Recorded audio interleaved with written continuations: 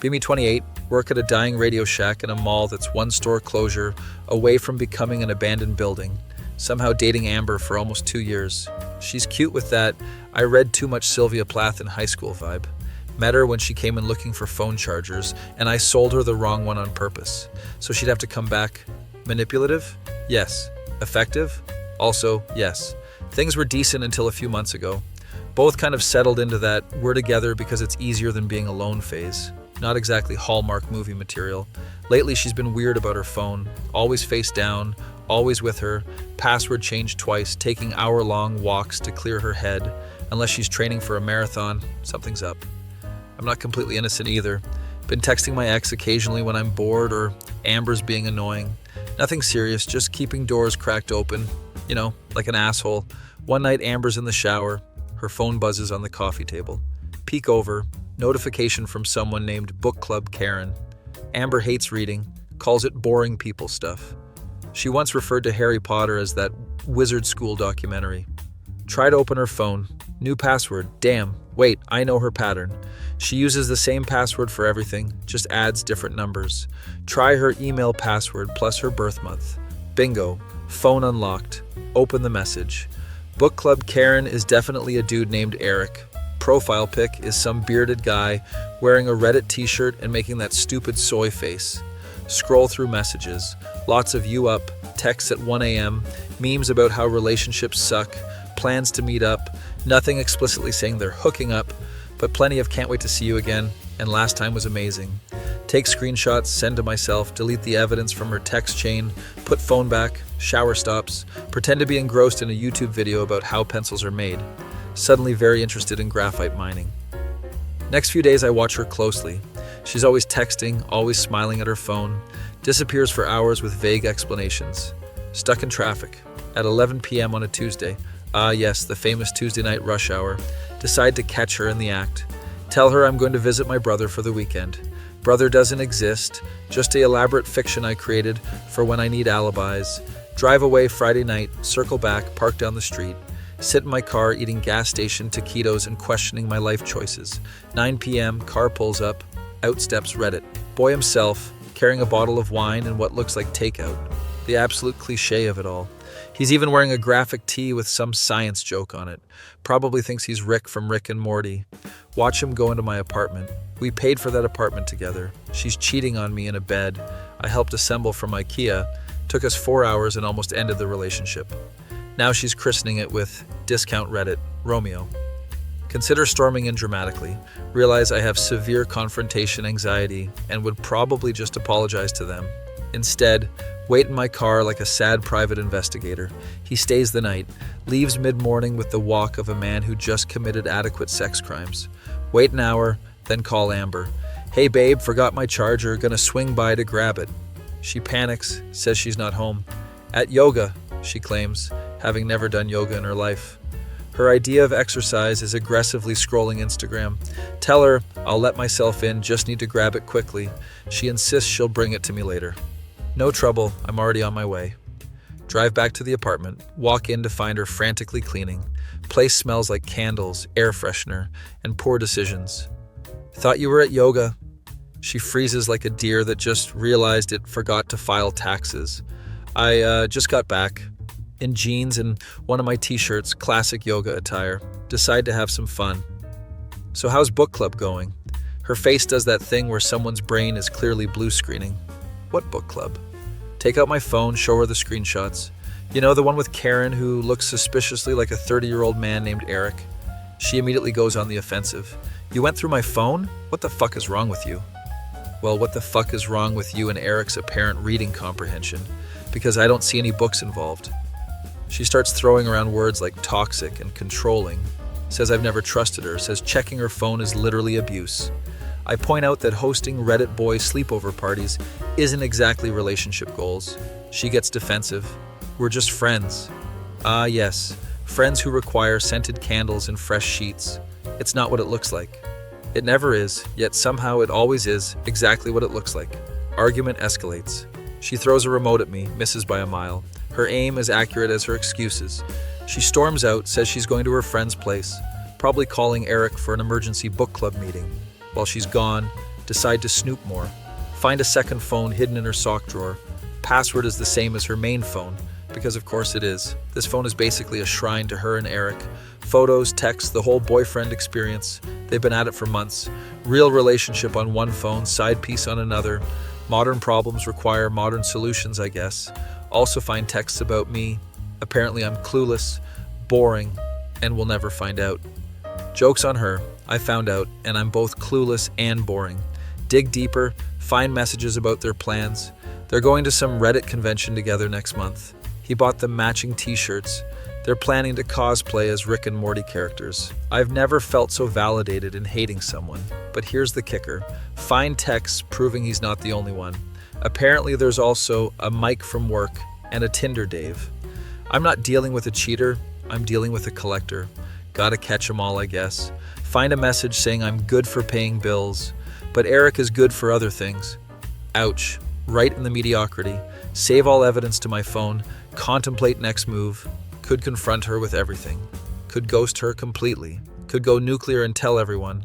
Realize I've also been shady. Still texting my ex. We're both garbage, just different flavors. Decide to be petty but efficient. Change all the passwords to our shared accounts. Netflix, Hulu, Amazon, Wi-Fi, electricity, everything. Take her name off the lease. She never signed it anyway. Pack up just my essentials. Leave the burner phone on the table with a note. Not toxic, just thorough. Give Eric my regards at the next book club. Move in with a coworker temporarily. Block her number. She shows up at Radio Shack 3 days later. Scene more dramatic than our stores going out of business signs. Crying, causing a scene. My manager Ron just watches. Eating beef jerky. Most entertainment he's had in years. She claims I ruined her life. Apparently Eric saw the note, found out about Mike and Dave. His Reddit honor couldn't handle not being the only affair. Dropped her faster than GameStop stock after the squeeze. She's locked out of all accounts. Can't even watch the new season of whatever Netflix show she was binging. Truly the most devastating consequence. Landlord demanding rent she can't afford alone. Wants me to come back, says we can work through this. Ron still chewing jerky, says sounds like a skill issue. Never loved Ron more than in that moment. Tell her I'll think about it. Never call her back. Change jobs, start working at a vape shop. Lateral move in terms of career prospects, but at least the discount is useful. Run into Amber months later. She's with some new guy who looks exactly like me, if I was made of slightly lower quality materials. We make awkward eye contact. She mouths, "I'm sorry," and I mouth back, "I'm sure you are." Later that night, get text from unknown number. It's Amber saying she misses me, saying new guy isn't working out, saying she made a huge mistake. Maybe she did, but so did I. We both played stupid games, both won stupid prizes. Ignore the text, delete her number. Still text my ex sometimes though. Some lessons take longer to learn than others. BME 25, working at a GameStop where the only thing more dead than the business is my soul. Somehow dating Stacy for 8 months. She's way out of my league. The kind of girl who looks like she could be an influencer but isn't because it's too mainstream. No idea why she's with me. Assume it's either a long con or she lost a bet. Our relationship is what therapists call complicated and what normal people call a dumpster fire. We break up every other week, then get back together because we're both too lazy to download dating apps again. One night she comes over to my apartment, looks nervous, pacing around like she's rehearsing for a play. I need to tell you something. Here we go, she's finally dumping me for that barista who writes poetry. I'm pregnant. What? Pretty sure my soul left my body for a second. It's yours. Even more what? We've been careful, mostly because I can barely afford ramen, let alone diapers. Are you sure? She gets offended that I'd question the paternity. Of course I'm sure, I'm 6 weeks along. Do some mental math. It tracks with the last time we had a "we're definitely breaking up this time" makeup session. I'm in shock. She's crying. Promise her I'll support whatever decision she makes. Secretly hoping that decision involves a clinic. She says she wants to keep it. Oh God. Next few weeks are a blur. Tell my parents they're simultaneously disappointed and excited. Classic boomer reaction.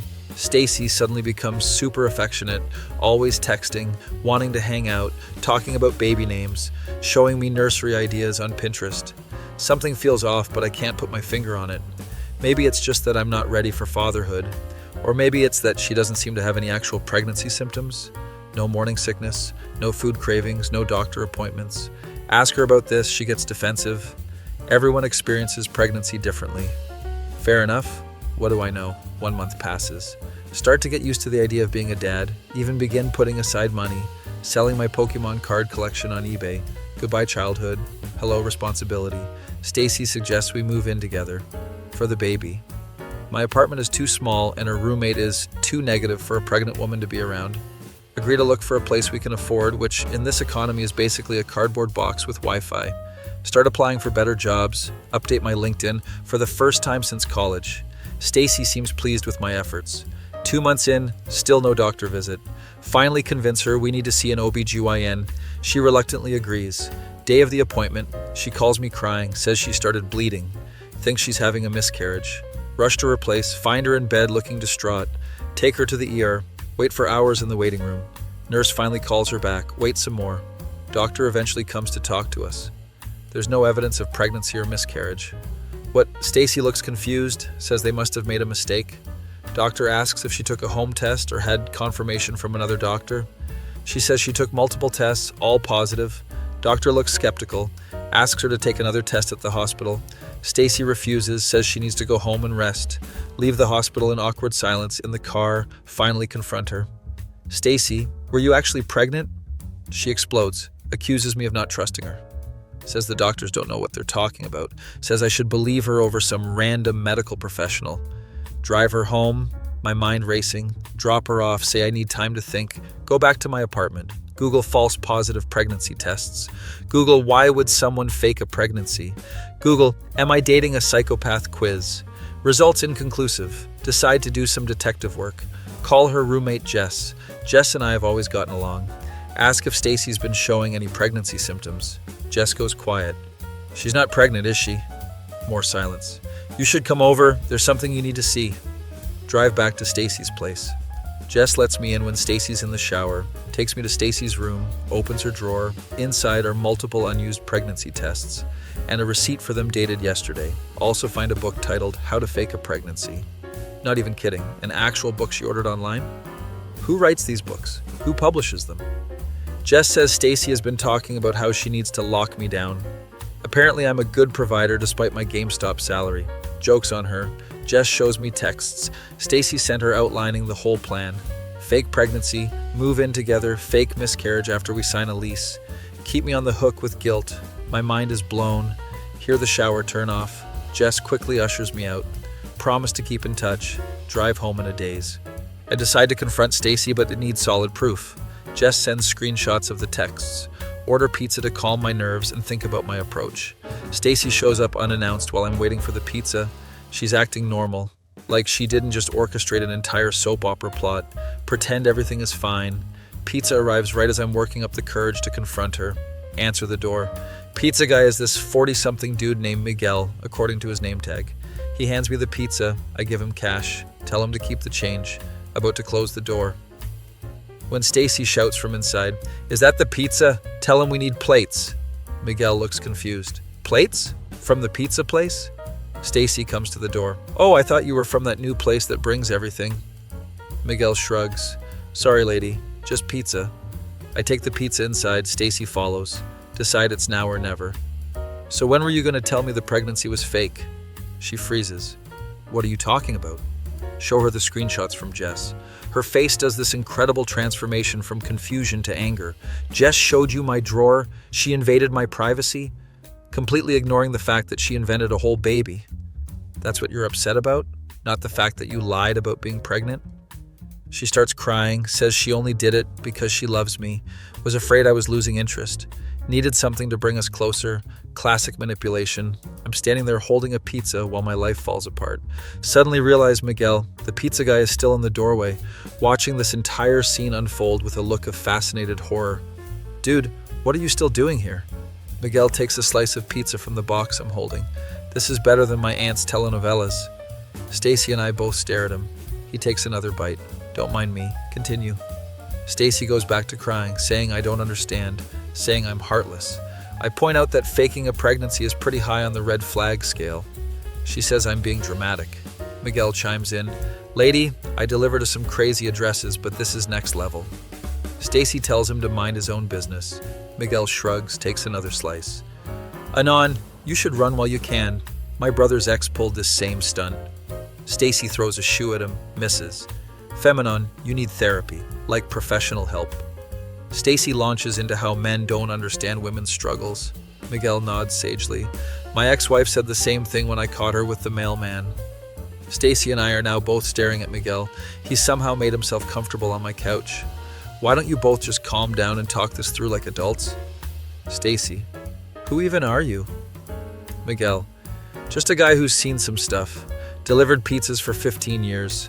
That's like a psychology degree in real-world experience. Can't argue with that logic. Miguel mediates while eating my pizza. Stacy admits she faked the pregnancy. Says her friend did it and got a proposal. Thought it would work for her too. Miguel looks disappointed. That's messed up, even for a woman. Stacy starts crying again. I'm just numb at this point. Miguel gives me a bro nod. You deserve better, man. Stacy suddenly changes tactics. Fine, I lied about being pregnant, but I'm not lying about being in love with you. Classic pivot. Miguel rolls his eyes so hard I'm afraid they'll fall out. That's what my cousin's girlfriend said before she stole his identity. Stacy ignores him, moves closer to me. We can start fresh, no more lies. Almost considering it, because I'm an idiot with low self-esteem. Miguel clears his throat. Bro, if you take her back, I'm calling my therapist for you. Stacy loses it. Why is the pizza guy still here? Good question, actually. Miguel stands up, brushes pizza crumbs off his uniform. Because someone needs to be the voice of reason in this circus. Stacy grabs her purse, heads for the door. Call me when your delivery boy leaves. Slams the door so hard my neighbor's cat probably had a heart attack. Miguel and I sit in silence. So, got any beer? End up drinking beers with Miguel. Turns out he has a degree in psychology but couldn't find work. Delivers pizzas to pay the bills while working on a novel. Gives me solid advice about self-worth and boundaries. Exchange numbers, promise to stay in touch. Next day, Stacy blows up my phone. Says she's sorry, made a mistake, loves me. The usual greatest hits album. Text Miguel for advice. He suggests a clean break. Block Stacy's number. Week later, get a text from Jess. Stacy's telling everyone I got her pregnant and abandoned her. Showing fake ultrasound pictures she bought online. Unbelievable. Miguel suggests we set up a sting operation. Invite Stacy to meet at a cafe to talk things through. Jess comes too, brings the fake pregnancy test receipts. Miguel takes the day off from pizza deliveries to witness. Stacy shows up, sees Jess, tries to leave. Miguel blocks the exit, crosses his arms. Sit down, we're having a talk. Show Stacy screenshots of her text to Jess. Show receipts for the fake tests. Show proof of the book purchase. Cafe owners watching this whole drama unfold. Starts live streaming it on the cafe's Instagram. Stacy realizes she's being recorded, panics, admits everything. Fine, I faked it. Are you happy now? Cafe erupts in gasps. Didn't realize we had an audience. Stacy runs out crying. Jess looks satisfied. Miguel nods approvingly. Cafe owner offers us free coffee for the entertainment. Go home feeling lighter. That night, Miguel texts me. You did good today, kid. One day at a time. Somehow the pizza guy became my life coach. Start hanging out with Miguel occasionally. Dude's actually pretty cool. Has stories from delivering pizzas that would make a reality show. Producer Rich. Jess and I become friends too. Strictly platonic. Just bonded over the shared Stacy trauma. See Stacy around town sometimes. She pretends not to know me. Fine by me. Eventually start dating again. Nothing serious. Just trying to remember how normal humans interact. Miguel vets all potential dates like an overprotective father. That one's got crazy eyes, trust me, I know the signs. I can't argue with his pizza-based wisdom. 6 months later, get a promotion at GameStop, assistant manager, living the dream, move to a slightly better apartment, one that doesn't have mysterious stains on the ceiling. Life's looking up, one night ordering pizza, specify no Miguel in the delivery notes as a joke. He shows up anyway. Couldn't miss a chance to check on my protege. Tells me he's finally publishing his book. Special delivery, Confessions of a Pizza Guy Therapist. Says I'm in it, changed the names of course, offers me a signed copy, asked if I've heard about Stacy. Apparently she tried the fake pregnancy stunt on another guy. Didn't work that time either. Some people never learn. Miguel shakes his head. In 15 years of delivering pizzas, she's top 5 craziest. Coming from him, that's saying something. Realize I dodged a bullet, or more like a nuclear missile. Life lesson. Sometimes the universe sends you exactly what you need, even if it comes in the form of a nosy pizza delivery guy. Oh, and always check for actual pregnancy symptoms. And maybe don't date someone who makes you feel like they lost a bet by being with you. Still working on that self-esteem thing. But hey, one pizza at a time.